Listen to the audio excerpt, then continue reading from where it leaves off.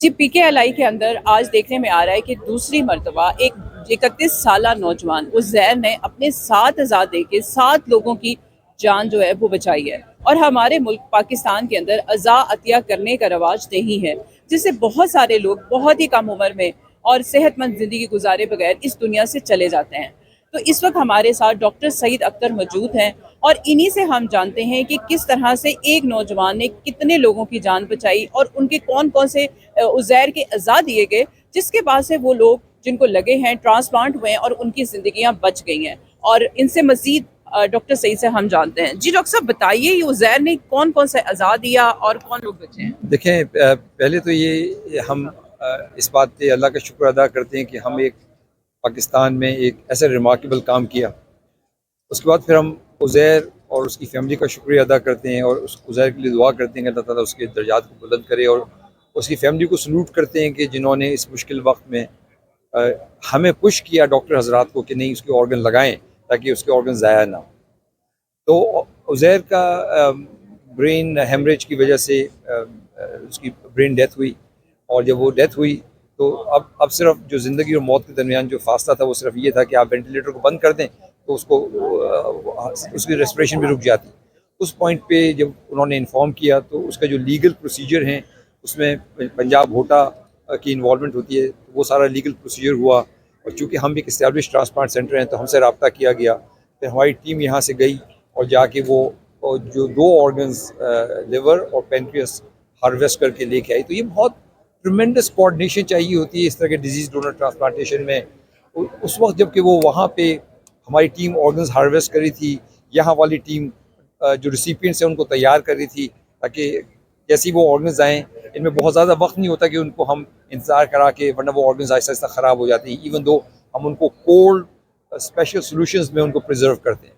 तो इसलिए वो जब वो सारा प्रोसीजर हो गया तो वहाँ से टीम चली, यहाँ पे हमारी टीम रेडी थी, उन्होंने रिसिपिएंट्स को तैयार करना शुरू किया, और अल्हम्दुलिल्लाह साइमल्टेनियसली यानी पूरा अस्पताल उस वक्त फुल एक्शन में था। और ये चीज़ मुझे बड़ी खुशी देती है कि जिस मकसद से हमने पीकेएलआई बनाया था, अल्लाह ताला ने वो मकसद को आज हमारे लिए पूरा किया कि 3 ज़िंदगियाँ हमारी एफर्ट से, जिसमें ऑलमोस्ट इस पूरी टीम के कोई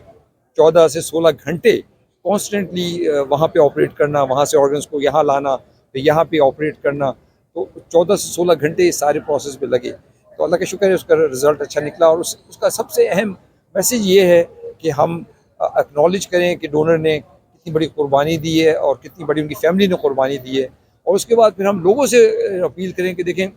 एक आदमी की कुर्बानी से 7 ज़िंदगियाँ, 2 किडनीज, 2 कॉर्नियाज। अच्छा, फिर जिन सेंटर्स में अभी तक हमारे पास डेवलप नहीं हुआ, जहाँ हार्ट ट्रांसप्लांट होता है, वहाँ हार्ट इस्तेमाल किया जा सकता है। लाखों लोग मर जाते हैं कि उनका हार्ट फेल हो गया और वो ट्रांसप्लांट नहीं हो सका उनका। इसी तरह लाखों लोग मर जाते हैं कि उनके लंग्स फेल हो गए और ट्रांसप्लांट नहीं हो सका। तो लंग्स का ट्रांसप्लांट भी पॉसिबल है, हार्ट का ट्रांसप्लांट भी पॉसिबल है। तो ये सारी चीज़ें जो होंगी, जब इस्टेब्लिश होंगी जैसे कि दुनिया में होता है और मॉडर्न साइंटिफिक प्रिंसिपल्स पे होता है, तो इंशाल्लाह फिर पाकिस्तान ने आगे ही बढ़ना है सारी चीज़ के। अच्छा डॉक्टर साहब, अतिया करने की बात हो रही है तो आप नौजवान को बताएंगे कि वो किस तरह से अपने अतिया डोनेट कर सकते हैं, इसका क्या प्रोसीजर क्या है वो बता दें। इसका प्रोसीजर ये है कि पी होटा की वेबसाइट पे जाएं, पंजाब होटा की, और वहाँ पे एक डोनेशन फॉर्म है, वो फिल करें। अच्छा, अब आपने डोनर फॉर्म भर दिया ना, तो आप ज़रूरी नहीं है कि इसमें may be 1 in a million chance है कि आपका कोई वो ऑर्गन इस्तेमाल भी हो सकता है, क्योंकि हो सकता है आप एक नॉर्मल डेथ मरें या आपकी डेथ वहाँ पे हो जहाँ पे वो ऑर्गन्स ना लिए जा सके। लेकिन ये जेस्चर है कि मैंने ऑर्गन देना है, तो ये एक ऐसे मौके पे, जबकि फ़र्ज़ किया, और टिपिकल क्या होता है इस तरह के पेशेंट, एक यंग बच्चा है, वो स्कूल जा रहा है या अपने काम पे जा रहा है, मोटरसाइकिल पे हेड इंजरी हुई, उसकी डेथ हो गई। अब फैमिली एकदम ट्रॉमेटाइज हो जाती है। लेकिन अगर इन बच्चों ने ये कहा हो कि नहीं मेरे ऑर्गन्स लेने हैं, तो फिर फैमिली को उस डिफ़िकल्ट टाइम में, जब उनके लिए एक डिसीजन मेकिंग बहुत मुश्किल मरहला है, नहीं आप सोचें कितना बड़ा ट्रॉमा है कि एक बच्चा सुबह घर से ठीक निकला और 6 घंटे के बाद खबर आई कि जी वो अस्पताल में है और उसकी डेथ हो चुकी है। वेस्ट में ड्राइविंग लाइसेंस पे आप टिक मार्क लगा देते हैं कि मैं डोनर हूँ, रेगुलेटरी बॉडी है, उसके लिए बहुत आसान हो जाता है कि नहीं इसने ऑलरेडी कंसेंट दी हुई है। फैमिली के लिए तो मेरी सबसे यंगस्टर से सबसे ये रिक्वेस्ट है कि पी होटा की वेबसाइट पे जाएं,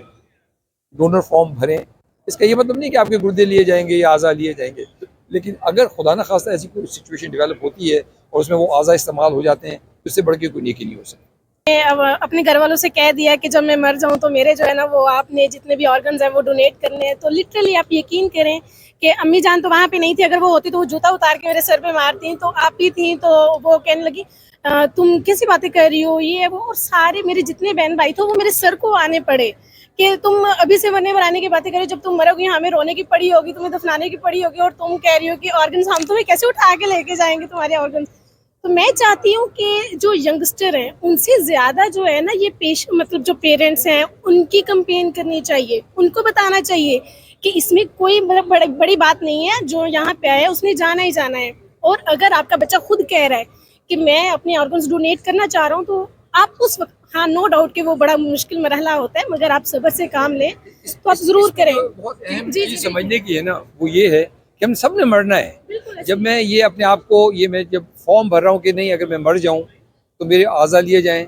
इससे ना मेरी मौत जल्दी आएगी ना देर में आएगी, मेरी मौत जो लिखी हुई उसी वक्त आएगी। लेकिन इससे उस टाइम पे जबकि मेरी मौत हो चुकी है और मेरे आज़ा का दुनिया को फ़ायदा हो जाता है तो मैं कहता हूँ इससे बढ़ के कोई नेकी नहीं हो सकती। तो हम वो बर्डन पेरेंट्स पे उस वक्त नहीं छोड़ना चाहते जबकि वो बड़ी तकलीफ़ के आलम में। तो अगर मैंने उनको कहा हुआ है, जब हमने पहला अपना शिफा में पहला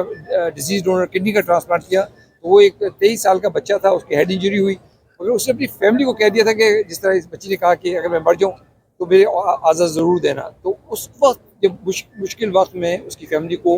बहुत आसानी हुई वो फैसला करने के। जी बिल्कुल, डॉक्टर साहब की बात सुनी आपने, और डॉक्टर साहब का कहना ये है कि आपने जो अपने अज़ा डोनेट करने हैं, जब खुदा न खास्ता कोई हादसा हो जाता है आपके साथ और आपकी ब्रेन डेथ हो जाती है तो उस सूरत में आप अपनी फैमिली को